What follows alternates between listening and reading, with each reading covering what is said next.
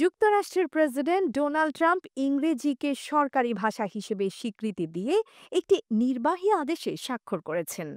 এই আদেশের ফলে সরকারি সংস্থা এবং ফেডারেল তহবিল পাওয়া প্রতিষ্ঠানগুলো ইংরেজি ছাড়া অন্য ভাষায় নথি ও সেবা পরিচালনার বিষয়ে নিজেদের সিদ্ধান্ত নিতে পারবে। রোববার ২ মার্চ রাতে ব্রিটিশ সংবাদ মাধ্যম বিবিসি এই তথ্য জানায়।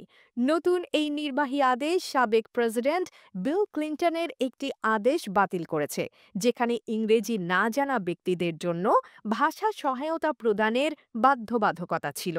নতুন আদেশে বলা হয়েছে, ইংরেজিকে দাপ্তরিক ভাষা হিসেবে প্রতিষ্ঠিত করলে এটি কেবল যোগাযোগকে সহজতর করবে না, বরং অভিন্ন জাতীয় মূল্যবোধকেও শক্তিশালী করবে। এতে আরও উল্লেখ করা হয়েছে যে নতুন আমেরিকানদের জাতীয় ভাষা শেখার ও গ্রহণে উৎসাহিত করার নীতি যুক্তরাষ্ট্রকে একটি অংশীদারিত্বমূলক দেশে পরিণত করবে। ইউএস ইংলিশ সংগঠনের হিসাব অনুযায়ী ৩০টিরও বেশি অঙ্গরাজ্য ইতোমধ্যে ইংরেজিকে তাদের অফিসিয়াল ভাষা হিসেবে গ্রহণ করেছে।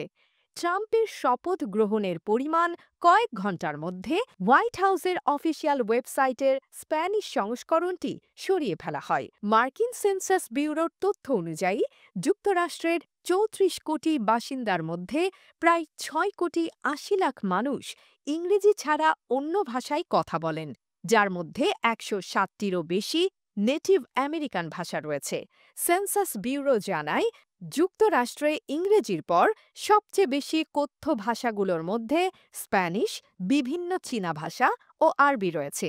এই নতুন পদক্ষেপটি দেশের ভাষাগত বৈচিত্র্য ও সামাজিক সমীকরণের ওপর প্রভাব ফেলবে মনে করা হচ্ছে এবং এতে সুশীল সমাজের মধ্যে বিতর্ক সৃষ্টি হতে পারে।